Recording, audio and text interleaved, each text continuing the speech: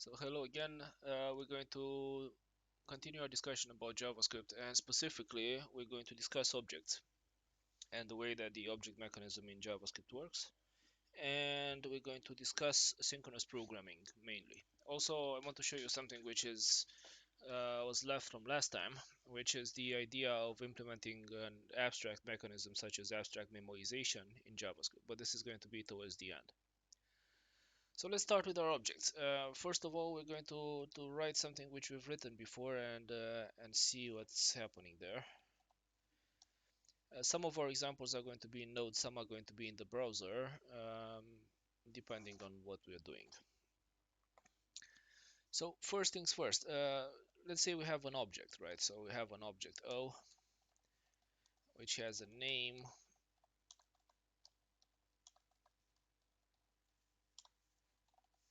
and an age.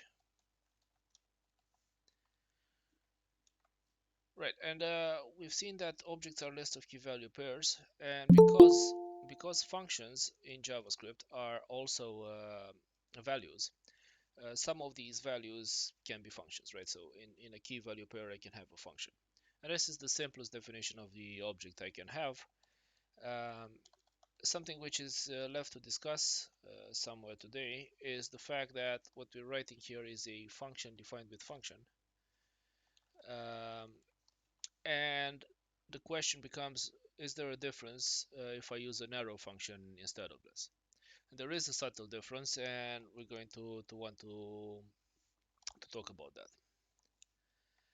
But for now, let's just look at our object. Again, this should seem familiar. And I can use the method just so we confirm that we have access to this. Now, there's something to be discussed here, which is, one sec, let me just go to the correct folder. Right, so it's GM22, everything works as expected. There's something to be discussed here, which is the difference between what a function is and a method is. And we'd rather think about this in an even larger sense, because uh, there isn't that much of a difference, so to speak. So it's what instead of thinking about functions versus methods, we can think about ways of using functions, right? So this is called the functional invocation pattern. So there's ways of using functions, and there's four of them in JavaScript. Let's just go through three for now. One of them is I can use a defined function as a function, right? And that means it doesn't know who this is, and it's just a regular function which I've probably defined in a global scope or in some local scope, and I can call it, and that's it. It has no external dependencies of any sort. Now, the second way I can call a function is as a method. And if I look at the method I have here, I'm actually going to notice what's different. And what's different is that it's this particular method, when it's invoked in a context, right? In the sense that it knows an object, which is this. Right, the third way of doing this is going to be of using a function is going to be using it as a constructor, and we're going to see this in the next example. And the fourth way is something which is called indirect invocation, which we're also going to see, but a bit later. Hopefully, I remember, and I'm going to you know highlight it for you at that particular point. Now, my object functions as an object, right? It says it works as an object. However, I have to wonder what type is this object, right? If I look at it, I have two particular questions. So I have, for example, an operator called instance of, and the question becomes, under what circumstances will this operator return true, right? So what can I call this object, and why? The second question is, how do I make another one of them, right? So it's if I look at it and I want to, let's call this a person. If I want another person, how would I go about that? Now, one way to go about that is to make a factory function, a function which returns objects, and it's going to receive as parameters name and age, and it's going to return one of these, right? Something which looks like O. So this is a do-it-yourself solution, but is there a non-do-it-yourself solution, something from the language? And indeed there is. But before we see that, let's talk about the nature of the language for a bit. So most languages, all the languages we've encountered probably, and most popular languages are which have some sort of object-oriented programming support are what are called classic languages. Now they're called classic not in the regular sense, in the sense that they come from before the other languages or anything like that, but because they use classes. Now, what would a class be? Now, a class, even though the things are a bit muddied here, is an abstract definition of the things that are common between objects of the same type. Right? So you can think of a class as a blueprint, and whenever I want to create something based on that blueprint, I can follow the blueprint and create it. Right? It's an abstract definition of all things which follow that blueprint. Now, JavaScript is something else. It's not a classic language. It's something which is called a prototypical language. So it's another object model, which is different from the other languages and which is among the, let's say, popular languages. It's only encountered in JavaScript. Because what is common between objects of the same type in JavaScript is not abstract, right? It's not something like a class. It's concrete. What's common between the objects of the same type in JavaScript is that they all have a reference to something called a prototype, which is an object. And for all the objects of the same type, that reference, if you follow it, leads us to the same object, right? They have the same prototype. It's like instead of starting from a blueprint of a chair, you start from an actual chair, right? And you say, build something which looks like this. Right. So, like I said, all objects of the same type have the same prototype. But how do I create objects of the same type? What's a type in objectual terms? Well, this leads us back to functional invocation patterns, in the sense that the way to define an object type in JavaScript, well, in traditional JavaScript, how in the way it looked from the beginning, is to define its constructor. So let's define a person, and let's do this. We're gonna say function person. Now, it's not mandatory to write this with a capital P. However, it's a convention, right? It's something that makes our code easier to read. And in this case, I've written it with a capital P, so it signals the fact that it's supposed to be a constructor, right? It's not supposed to be used as a regular function. And we're going to see shortly that it doesn't make sense as a regular function. So if I want to have things like the object I've seen earlier, I'm going to have name and age. And I'm going to have this dot name is name, this dot age is age, and let's just copy paste this bit. So it's this dot print me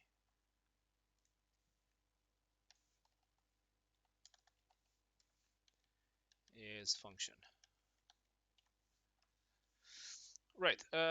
So what does it mean that this is a constructor? Well, what it means is that I can actually use it like this. So let's make two persons. So we're gonna say const p1 is new person of Jim and some age. Const p2 is new person of Jane and some age. And let's just call print me on both of them. Now, a couple of things to notice. So first, let's see that it works.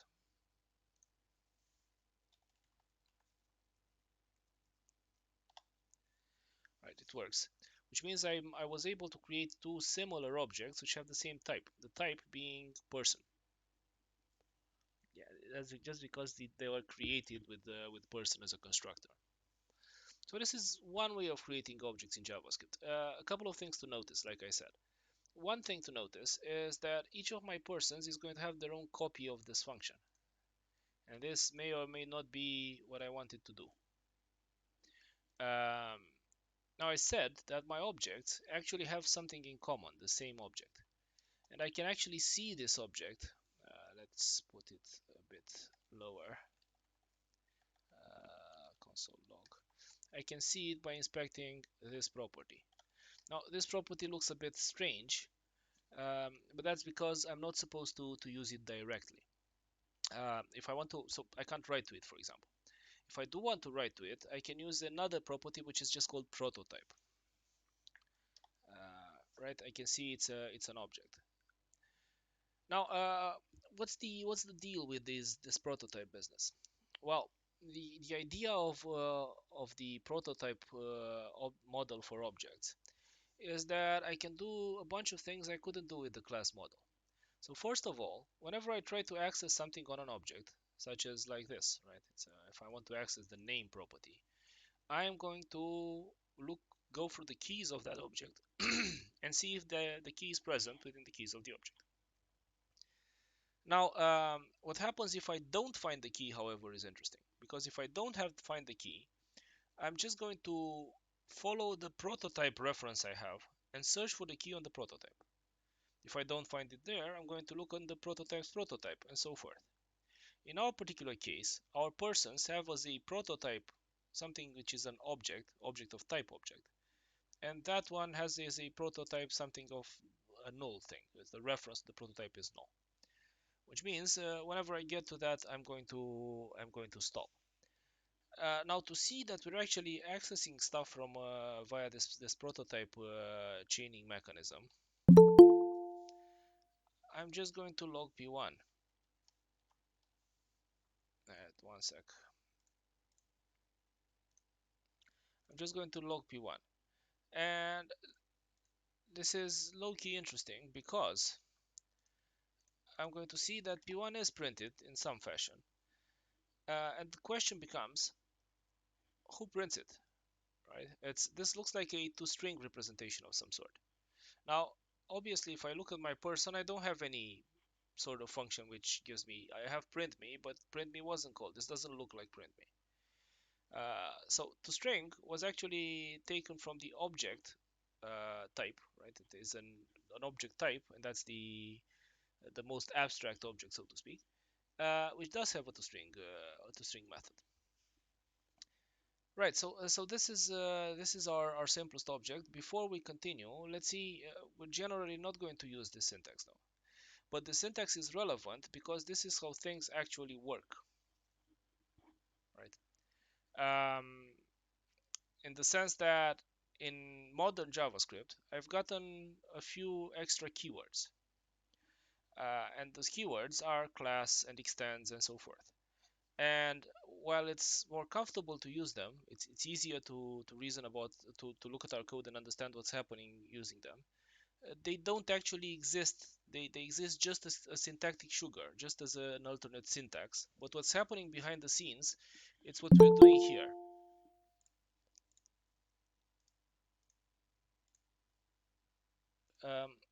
Right, so there's also a difference which relates to the between what we've written and what we're going to write in the next example, which relates to the fact that I said that each of my persons actually has a copy of printme. Now let's write this with the modern syntax before we continue. And if we want to write this with the modern syntax, what we'll write is class person. And like I said, this doesn't actually mean anything. It's going to translate to the what we've written in 2.js. And this has a constructor, which would be what we're writing in the constructor function. Let's say we have again a name and an age.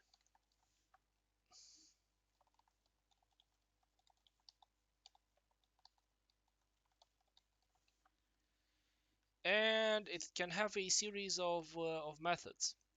Now, the way I'm going to write the method isn't actually going to tell me clearly what it is, because it's going to look like this, print me. And let's say it does the same thing, so we're just going to copy paste it. So the first question which appears here, or should appear, is what is this? Is this an arrow function? Is this a function defined with function? Is there a difference? We're going to see the difference shortly, but let's just note that this is a function defined with function, and this has some implications. Now let's test this out. It works exactly the same as our previous example, apparently. Right.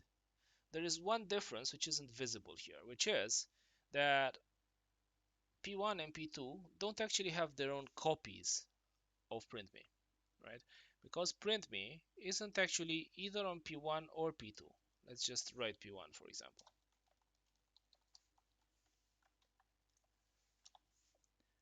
Right, this is name and age. And if we look at 2, it says name, age, and printme. So where is printme? Well, printme actually is on the prototype of all persons, right? Of all P1, P2, etc. That makes it that they have the same. They don't have a copy, but they have the same printme. Everybody has the same printme, and which obviously is more efficient. Um, and it highlights the fact that I can't actually, if I do P1, I can't actually find. I can look at this where we printed it. I can't actually find print me on P1. So I have to follow the prototype link and then I'm going to get it. We can actually modify 2 so that this also exists on the prototype. We're going to move it here, and instead of saying this.printme, we're going to say person.prototype.printme is function. Right. And now we get the same thing. Right. The, it's going to be on p1.proto for the function, but the person is going to look the same as here. Okay, so that's one thing. The second thing is this is so this doesn't represent the reality of the language, but rather is a way of more pleasantly syntactically expressing it.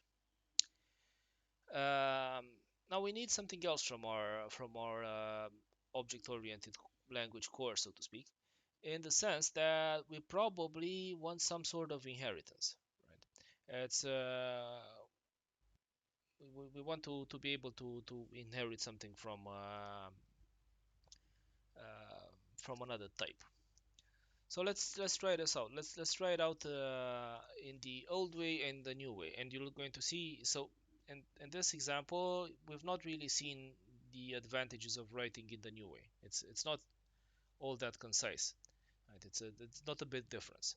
But when we put in inheritance, we're gonna see that the difference is a bit bigger. It's a bit more uncomfortable to write it in the old way.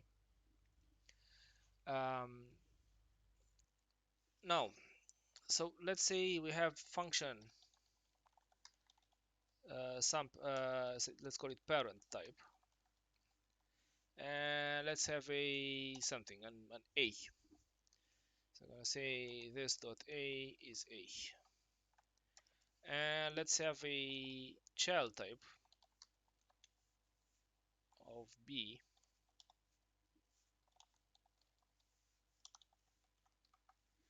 Right. And if I look at this, these are two constructors. It's awesome. Let's just give them some functions too. We're not going to overcomplicate ourselves, so we're just going to give them here. So you're going to say do parent. It's going to be function. And we're going to say doing parent stuff with a equals a. And let's have a do child.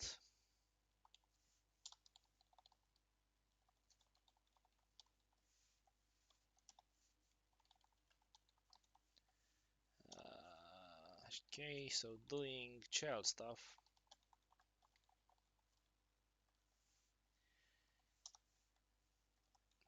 Right. So there's nothing, I call them parent type and child type, but there's no connection between them, right?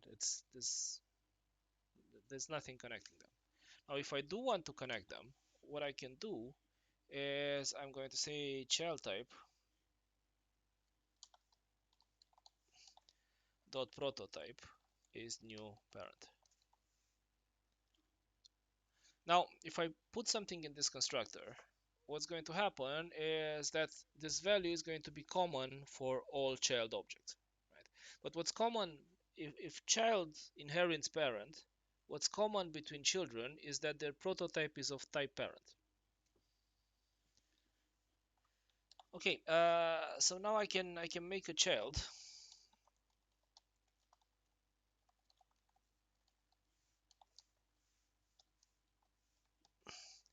and I can do child,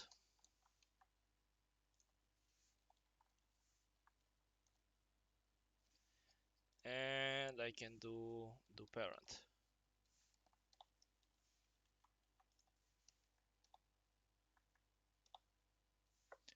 right? And they both work. Now it gets more complicated than this, because what happens if I want the child to have its own a?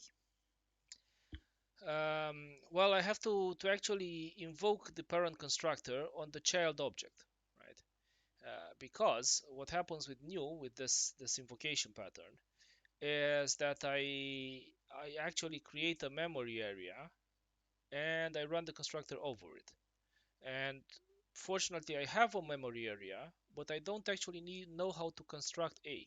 So I need my parent's constructor, which this idea is a lot easier to represent in the modern way of writing this sort of type hierarchy. Unfortunately, and we're going to study this, to investigate this shortly, but unfortunately, uh, this is going to be complicated. So it's parent type dot apply. It's going to be something like this, right? And the value for a. Now we'll get back to that shortly. It's so this is why it's going to become complicated to write. But let's write this again in the modern way, right? So we're just going to have an easier way with it. Okay, Sorry, teacher, can you explain again what does one the second. child? Let me just pause this and that. I have one more question. So something to notice is that if you think about how the scoping mechanism works in JavaScript, and I told you that scopes are concrete, are just like objects. And if you think how the scoping mechanism works, that you look at an inner scope, and if you don't find anything, you go to the outer scope and so forth. It sort of looks very much like inheritance in JavaScript, right? It's you're just following some links and looking for some keys. Now, generally, we're not going to trouble ourselves with this way of writing inheritance. That's because we have this syntactic sugar. But what you have to remember is that when I write stuff in this fashion, this doesn't exist, right? What's actually happening is the language is going to interpret this. Right? It's just easier to read, so it's syntactic sugar. So let's just go here and say class parent type, and we had a constructor of a. This a is a, and they do parent, which we're going to copy paste because we don't want to write it again. Let's just take the block.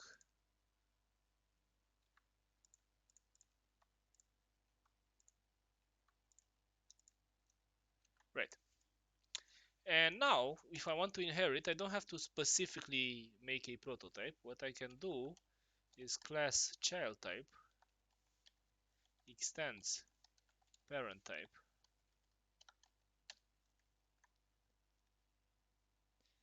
and we're gonna do constructor of a and b, because we said we'd like to use the parent type. So for a, we can just take advantage of our parents constructor, and for b, we're gonna handle it ourselves. Now this bit is actually the equivalent of invoking the constructor of the parent type on myself. Right, so I've allocated my own memory area and I'm invoking the parent on myself. and do child.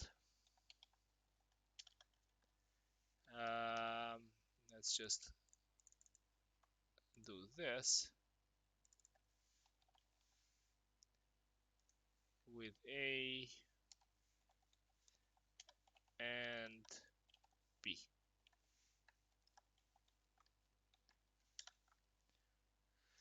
So let's make a child. um,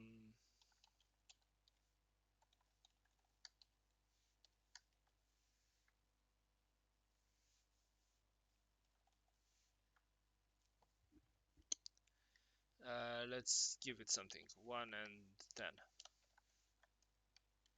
and we're gonna say c0 dot do child, do parent, and do child.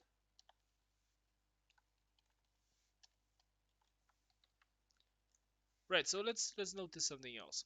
First of all,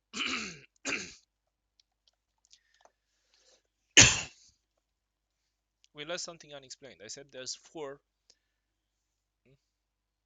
Sorry, this is a doesn't make sense here. It's this dot a, this dot a, and this dot b.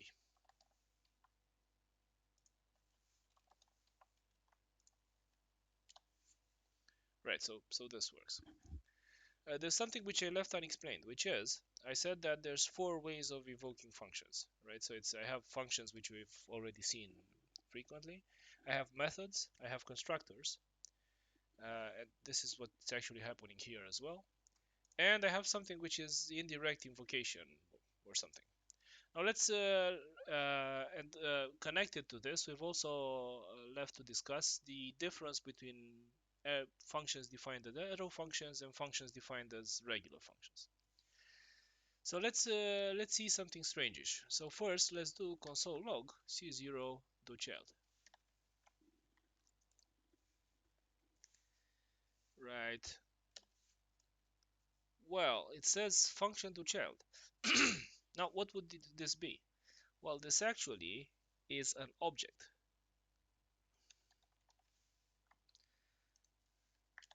Now, the length of a function, when considering it as an object, is the parameters, right? It's the length of how many parameters it can have. It's something which is called the arity of a function.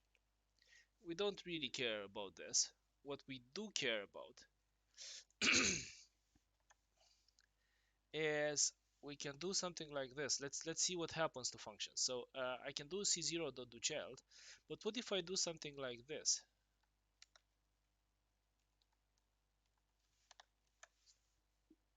Now, obviously, I can access this because I logged it earlier. Let's see what f0 is. F0, sorry. Well, it's a function. Now, it seems to look just like it looked before. Now, can I call it? Let's see. Well, if I do F0, I'm going to notice something strange. Now, what happened here? Now, it says cannot read properties of undefined. Now, indeed, this is a language error, right? It's an error which says that if you have something undefined, you can't use a property accessor on it. But what was undefined? Let's see. Well, what was undefined was actually this. Now, why was this undefined? Well, if we think about functions again versus methods, the difference is going to be that methods are what is called bound, which means they know who this is. Right? So right now, when I said f0 is c0.doChild, our method forgot who this was, which means we're not calling it, we're calling it separately, we're not calling it on a particular object. It doesn't know who this is, which means it's a regular function. Unfortunately, it tries to access this, so it gives us an error. Now, like I said, functions are objects, and the object representing a function has a couple of methods, has three relevant methods, let's say. Now, what I want to do is rebind this function. So what I'd like to do is bind this function in the sense that I want to call it with a particular this, and I can do this either temporarily or permanently. Now, temporarily, I have two things, which are call and the sign. Now, for our purposes, they're identical. The first parameter here is an object, In our case, we're going to want to use C0 as this. And the difference between call and assign is, let's say our would-be method had a bunch of parameters itself. For call, I'm going to send them like this, and for assign, I'm going to send them like this. And other than that, the two functions are identical. I don't have any parameters of any kind, so let's just run this. Right, so now it works. Okay, but what happens if I call it again? Well, again, it's going to forget the fact that it was used in conjunction with a particular object. Now, if I want the method to be permanently bound, I can do something like this. f0.bind of c0. And now it sort of functions like a method. It's bound to that particular object. So it's going to work again. Right, so we can see that that I can have, under some conditions, functions can become unbound. We're going to explore this a bit further in our next example, but first let's try something else. Now, a question appears here, right? So JavaScript is a lot more dynamic than other languages. So I can do things which would be strange in other places. So for example, can I modify an object at runtime? Of course, right? I could modify C0, for example, and I can say C0 dot some prop something. Let's just comment this stuff out. And if I now write console log C0 dot some prop, this is going to work out. Right. Now, this isn't actually all that special, right? I could do that on any object, it's fine. But can I modify the behavior of all objects of the same type at runtime? Well, I can also do that. I can do that even for objects which have already been defined. Now, how would I do that? Now, if I'd want to modify all objects just like I modified C0, I'd have to have some sort of object repository which would be accessible to me and iterate through all the objects. It sounds complicated. There's another thing I can do, which is I could just decorate the prototype. So what I could do is say that child type dot prototype dot do new child stuff is function which says doing new child stuff. Right, so now I can do c0 dot do new child stuff. Now c0, you see, was already existed. So I couldn't modify c0. What I did is modify the prototype, and whenever I said c0 dot do new child stuff, I didn't find this key on c0. So I was forced to follow the prototype reference. And when I get to the prototype reference, I find it here. Okay. Now, could I modify all parent types to do new parent stuff, and would that influence C0? Well, yes. Let's do the same thing for parent type. Now, something to note. What happens if in the parent type I put do new child stuff? Will it be this method or this method? Well, let's just test it out. It's actually going to be the child version of the method because, like I said, I'm going to follow the prototype chain until I find the key I'm looking for. And since I already find it on child prototype, I'm not going to go any further. It doesn't matter what's further on the chain. Right, so what happens if I put something else? I'm going to say do new parent stuff.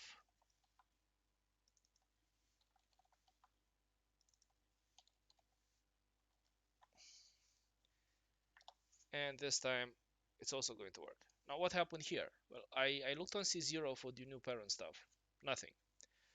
I looked on C0 dot prototype dot underscore underscore proto whatever underscore underscore, right? So on that property, I looked on that and nothing. But that object actually had a prototype itself, which was of parent type. Now that one didn't actually have anything. But if I look on its prototype, I'm going to find the new parent stuff. Right, so I can actually decorate objects at runtime. Before we go back to the binding and unbinding thing, let's see another example of this. And we're going to, one sec. Yes, one sec, I'm going to pause so you can ask. Right, so I can, like I said, I can decorate existing types, and I can do this to an absurd extent. So I can actually modify the behavior of basic language types. So let's see another example. So let's say we want to change how string functions. Right? So we can do we have let's say we have a sample string,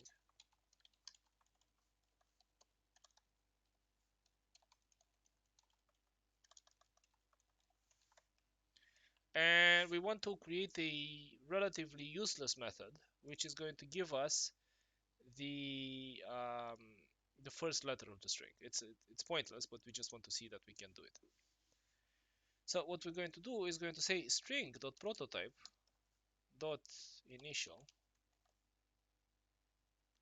is a function of nothing, and this is going to return. Now we have to know how string is represented, but let's just say it's this of 0, and we can actually do sample string dot initial, and we could decorate the string type. Now, is this a good idea in our day-to-day programming? No, of course not. However, if we write something a bit more complex, and for example, we're missing a feature in the language, we can actually add the feature. Now, obviously, we shouldn't think in terms of adding features to the language when we're in our first month of programming in JavaScript, because the hilarity ensues. However, it's something to keep in mind that these things are possible in this language. Now, the last thing we want to talk about when talking about all this methods and objects and all that, is we'd like to look at the difference between arrow functions and function functions. So first of all, we're just going to take our basic object, this thing. I'm gonna paste it here, and this works exactly as advertised, right? There's no problem with it. It's perfect. Let's rewrite it as an arrow function and see if that works. In fact, we're gonna rewrite it as an arrow function. And let's have const of 1 or 1.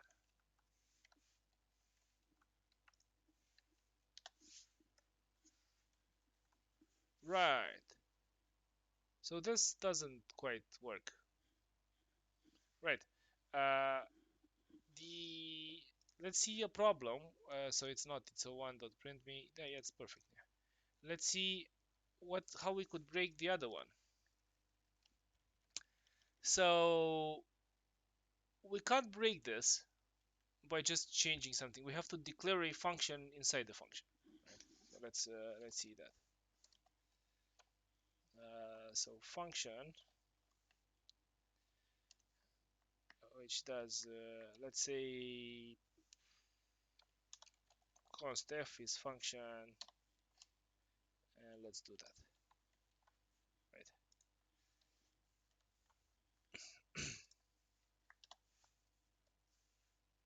Hmm? Right.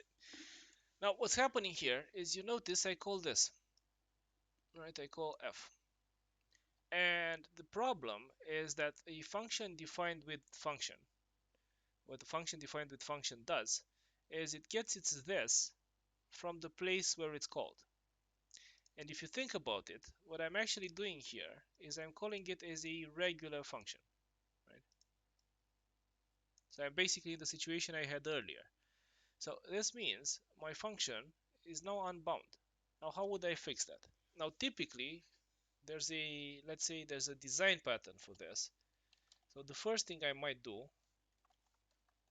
I could say I'm saving this, and here I could write that and that.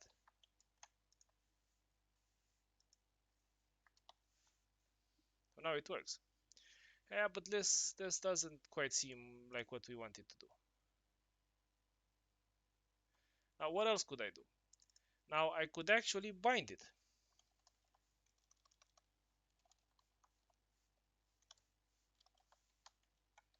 and again it would work. Right.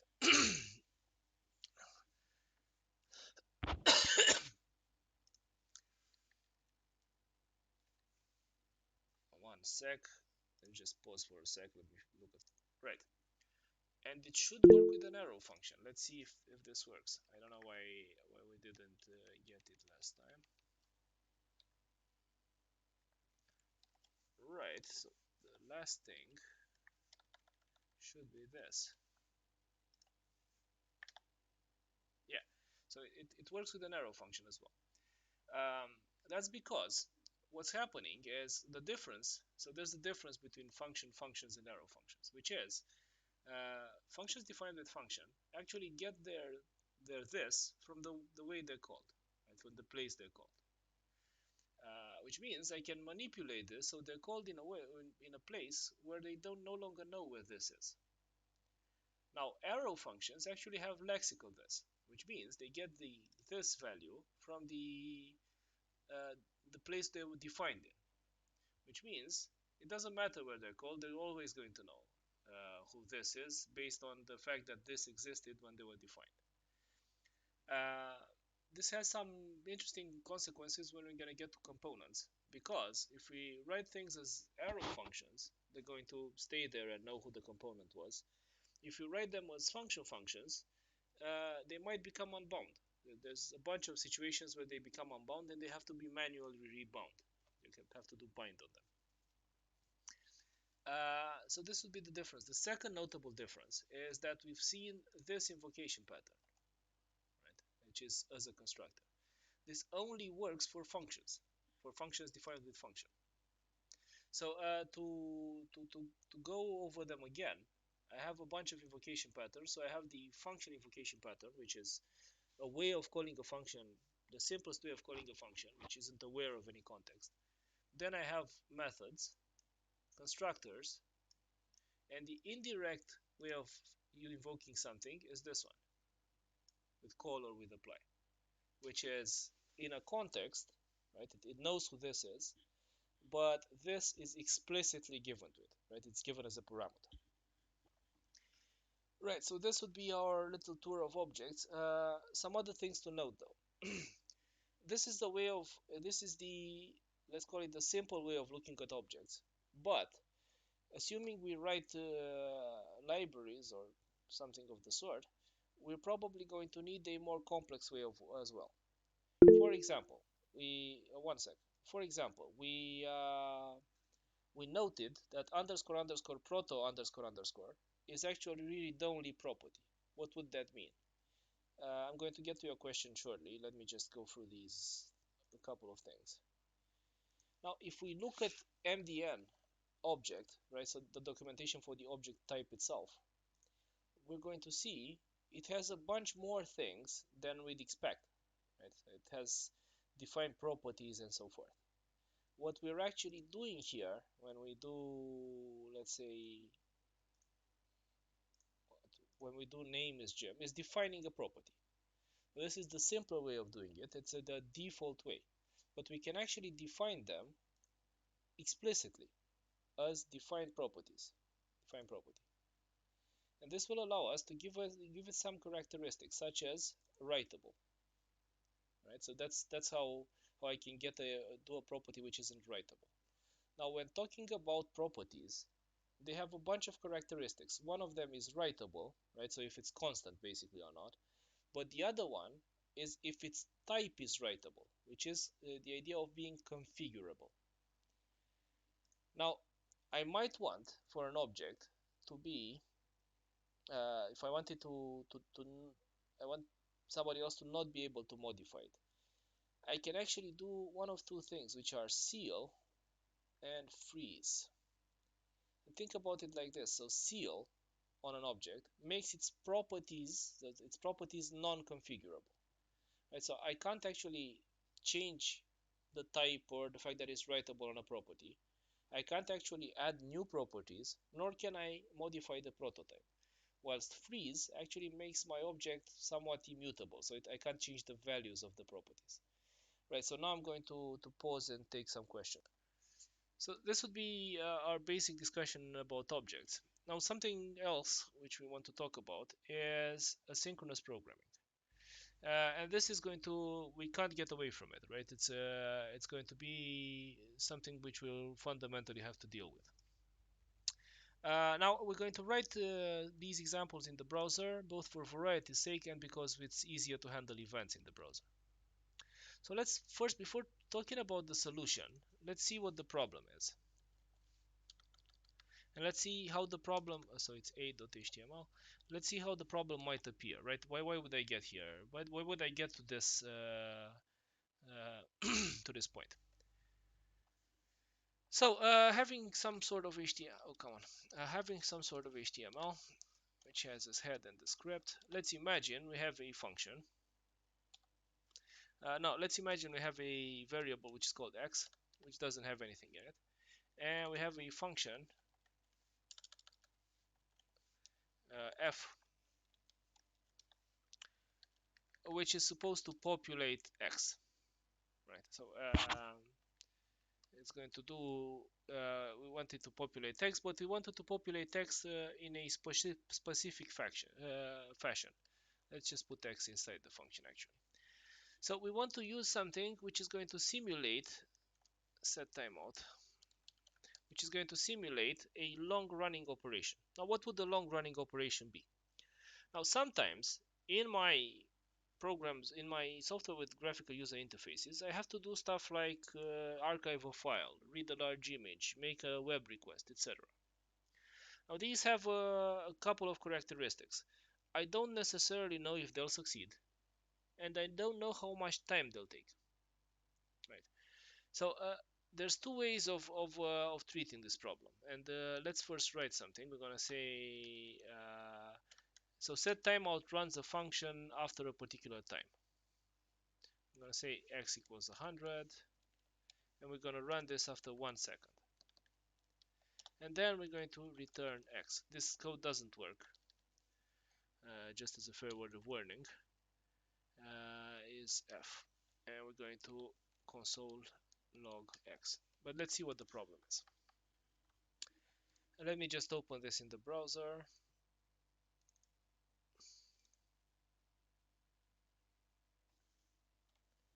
Right, and it's going to say, ultimately, undefined.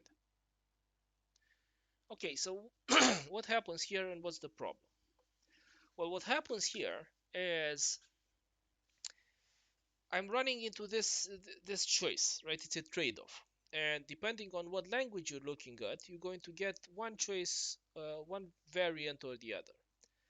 So if I write something which is designed to build graphical user interfaces or to automate them, what's going to happen is I'm going to have some code which continuously repaints the screen, right? That's because, for example, if I move my mouse, it has to move frequently enough so it gives me the sensation of responsiveness, right? Now, at some point in this sort of code, I'm going to run into some operations which take time. For example, this operation, it's forced, but it takes 1 second to run, right? 1 second and a bit. Uh, so if I have such an operation which takes at least 1 second, what's going to happen is I have to decide what I'm going to do in my code. So first, I might want to wait for the operation to perform. Now this is what is called the synchronous approach. A synchronous approach means this bit is actually going to return something and I have to wait for it. But the problem I'm going to run into with this approach is that if I wait for this bit of code, the mouse isn't going to move anymore, right? It's going to give me the sensation that it's not responsive. So what I'm going to have to do for this to work is to run this explicitly on a separate execution structure. So I'm going to have to create a thread or something equivalent and give it the operation to run, and at some point check what the result was. Get the result back. It depends on the implementation. Now the second thing I might do is I might consider that by default I don't wait for anything. And this is the approach in JavaScript. This is an asynchronous approach. So in JavaScript, when I say set timeout, this doesn't stop my code in any way, shape, or form. Right? It just invisibly to me, it gets executed on a separate execution structure, and I continue running my code. And in this case, I go to return x. Now, because this executes in 1 second and a bit, when I get to return, x is undefined, which means I get undefined. So this is the pair problem, right? It's the other problem, the problem from the other point of view. And the problem is when I have an asynchronous model, how can I get the result of something asynchronous, right? Because I have some code. Let's say I have some code which is dependent on this result. When can I run that code and how? And let's make a little semi-historical excursion. Now, this is not necessarily all that irrelevant because although we're going to write in another fashion, we're going to even have a course in which we integrate some external services, and this is interesting because when we integrate external services, some of them aren't written with promises, like we're going to write. They're written with callbacks or events, most notably Google's services. So I just copy it, number it, and what I want to do is run some code whenever this bit has finished executing, right? Whenever I have the actual value of x. So one way to do it is to send the function as a parameter to my the function containing a synchronous code, and let's call it callback. And instead of returning something which is irrelevant, I can't return anything from this function and have it make sense. What I'm going to do is after I've set x, I'm going to call callback of x. Right, and now let's say we have a function c, let's just call it c from callback, of some value is going to say console log v. And I can now call f0 of callback, f of callback of c, sorry, and that's that. And this works, uh, but it creates another problem, which may or may not be visible. Which is, if I look at this really simple code, I might not notice the problem, but the problem is my code is no longer linear, right? If I read the code in my source files, I'm not going to be able to so I'm not going to be easily be able to understand what part runs first. This is actually a style of programming which is called CPS, continuation passing style, in which each line or each atomic operation of my code actually specifies which line is the next. Right, so this is a whole new programming model, and it creates, because what's going to happen is this function C possibly is also going to do something asynchronous, and it's also going to need a callback. And that callback is also going to do something asynchronous, and maybe it's going to need a callback. So I have something which is called callback hell. You can write like this, and I have, but it's not the happiest thing you might do, right? It creates a bunch of errors which are hard to detect. Now, what else could we do? But again, there are libraries which are written in this style. Well, the second thing we might do is, since JavaScript is fundamentally asynchronous, any implementation of the language is going to have an event bus. So we might represent our code as something of an event-based architecture. Let's try that out and see what the problem with that is.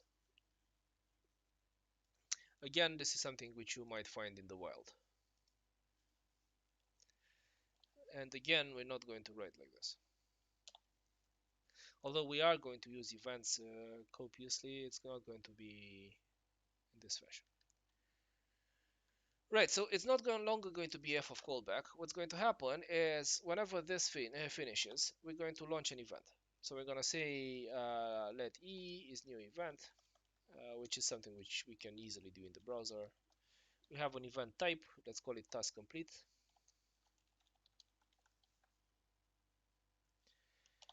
And e, our event, is an object, and we can decorate it with stuff. Probably we want to, for the event to contain the result of our completed task, if it's task complete. So we're gonna say e dot result is x, and now we're gonna say window dot dispatch event. Now something which is an advantage of this approach is the fact that I might have more than one consumer. Right? I can have a bunch of consumers. Now this is an advantage and a disadvantage because I might not understand what. So if I change this event dispatching code, I might affect parts of my program which I didn't know about. Right? A bunch of people can be listening to it. Now again, we want to react to the fact that we now have X. And the way to do it like right now is to have window, in this case, add event listener, and we can safely run code which is dependent of X in our event listener. Right? So task complete,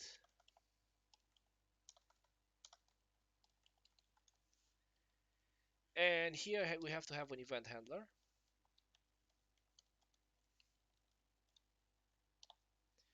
and we can do console.log event.result. Again, this is going to work. That's not the problem.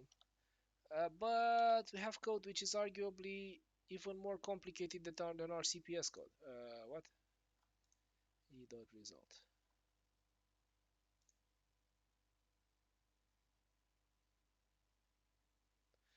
Well, we've done something wrong. Let's see what it is. X dispatch event listener task complete.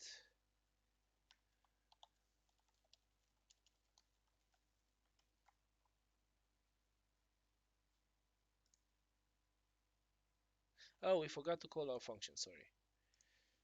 So f whatever's, and now we're going to see that after some time we get 100. Now this is arguably even worse than our continuation passing style code, right? Because it's again, our code is non-linear, and obviously this is going to do something else which is going to also trigger an event and so forth. Because our events are named, we're going to maybe have even some naming conflicts and so forth. So it's going to lead to really complicated code. So what else can we do? Well, at some point in JavaScript, uh, there appeared a design pattern, right? It's generally design patterns are generic enough solutions to be explainable to programmers, but not generic enough to be part of the language itself. In practice, however, some design patterns just compensate for things which are missing from the language, which is the case here. But this is an ascended design pattern in the sense that after a while it became part of a language. Now, it's tied to the idea of promises. Now, what is a promise? Now, a promise, one way of thinking about this asynchronous interaction is to think about doing the same operations that I did without the asynchronous part. However, doing them on future objects, right? So for example, if I just add two numbers, or if I add two numbers and the numbers are just numbers, those numbers are concrete, right? They exist at the moment I try to perform the addition. And I add them and the result is going to be a number. Now what happens if one of the numbers is a future value? Now, if it's a future value, the only way I can progress is to wait for it to become concrete, to become present. Now, a promise is such an object representing a future value. Now, a promise has three possible states. One of the states is going to be pending. right? If a promise is pending, the only way I can do is to wait for the result. Now, a promise is pending until it becomes either resolved or rejected. Now, if it's resolved, it's a concrete value. Right? That's it. If it was a promise for a number, the promise has been resolved and fulfilled. Right? The promise has been fulfilled, and I have a number. Right? If the promise was rejected, however, I didn't get the number, but I know for certain that I'm never gonna get it. So let's see how this looks like, and let's explore promises a bit. Okay, so 11.html. So again, we're going to start from our premise, which is this problematic little code, right?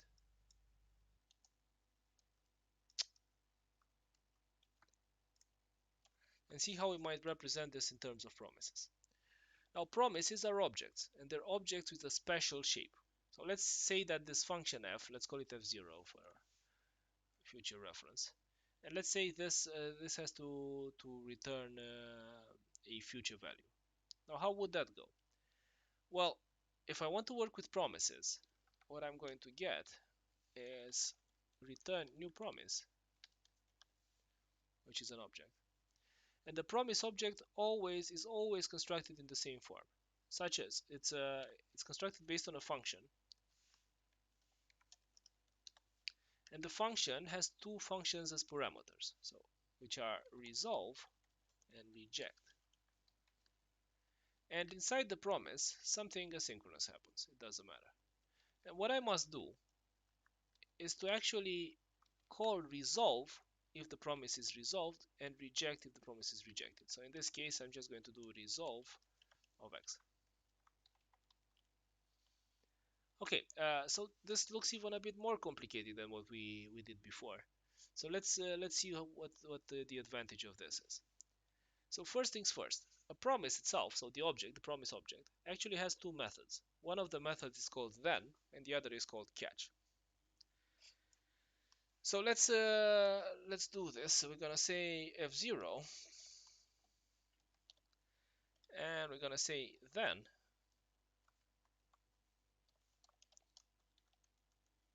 and this method receives a function of some result.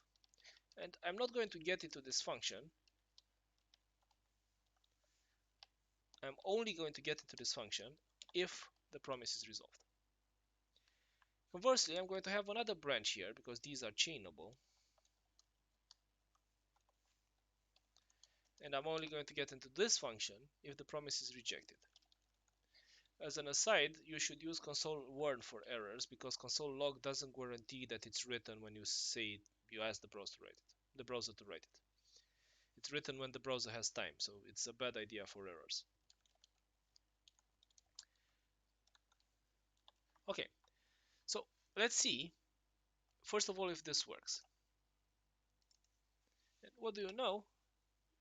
It does work. Okay, now what would be the advantage of this? Right. Well, the advantage of this would be that the asynchronous thing I had now becomes linear. Now let's see that this happens. So let's have a bunch of these. So let's have f1 of x, f2 of x, and let's say we have a chain of these, and each of them uses the previous value, right? So it's x plus 100, and this one is going to be x plus 200. And let's say they take different times. Right, so we now know that f1, I can't actually execute f1 until I get the value from f0. Right, so that means the code is going to be in this then here. But what I'm going to do is another asynchronous operation. So I'm going to say return f1 of result. Now this may or may not resolve. So again,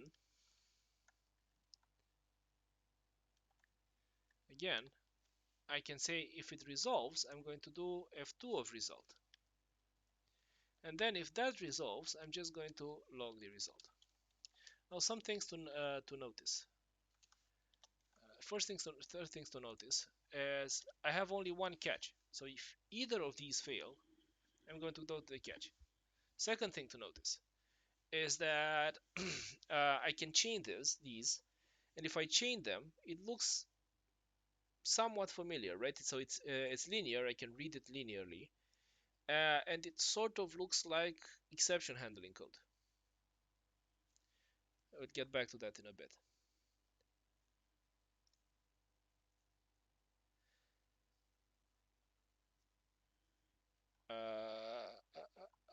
You're right. So ultimately, it was 6 seconds, and ultimately it's 400.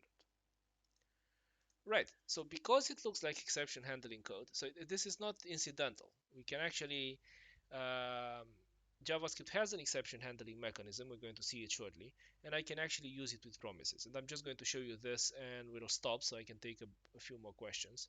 But please remind me next time so we can go over a couple of things that we've missed. We're not going to have time. So first of all, exception handling. Now we needn't spend very much time on this because it's actually the exception handling mechanism from all languages we've already encountered. So I have try catch. I can also have a finally, and here I can have throw new error of some error. Right, and let's do some things. Let's say here is before, and obviously it's never going to write after because throwing an exception interrupts the execution. Let's just see this in action. It's not really all that complicated. The only thing to note here is that I can't actually change error, which means if I want to have some additional information in the error, except for the error message, I'm going to have to extend error and use my own kind of error, right? So I'm going to do a processing error or something I've invented. And that one I can change, so I have to extend it to be able to change it. I can't actually do something like declare it and then say e dot additional info is something. Right, what does this have to do with promises? Well, let's do a combo. So I can actually use promises even in an even more readable way, which something which is called async await. So let's just take our promise code from here. It's the same code. So what we want to do is rewrite this bit. The rest is going to be just the same. Now, what we would like to have in this case is a keyword or something which is going to allow us to just read the return result of a function which returns a promise. And I can actually write that. So what I want to do is to be able to write something like this. Let result is f0. Now I can't write this. This is going to return a promise. So what I want to do is let result equals whatever value f0 resolves to, right? Whatever the promise resolves to. And I can write this like this, await. Unfortunately, I can't actually write this in JavaScript, which is I don't have something which is called top level await. So I can only use await in a function which is marked as async. So this makes sense, and I can now call main. Right, so let's go through our logic again and say result is await f1 of result, and then result is await f2 of result, and then console log result. And we can look at this. Which number was it? 13.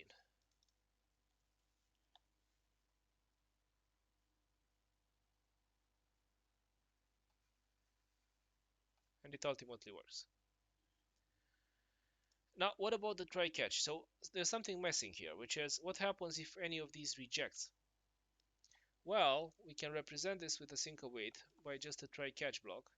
And if any of my promises rejects, I'm going to just get to this. And to see this in action, let's go to F1, and instead of saying resolve, we're going to reject it.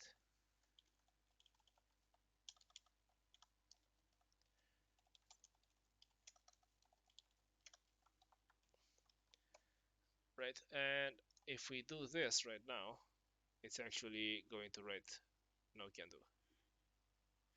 Right, so to summarize, what I've got here is code which looks really familiar. It looks like regular code, although it's in the synchronous. Something we didn't get to discuss about is that we can actually take all the other versions and reconcile them with the promise version. We can actually promisify both callbacks and events. Also, promises are still going to allow us to run code in parallel. Again, something we didn't get to talk about. I'm going to stop the recording here. We're going to continue next time.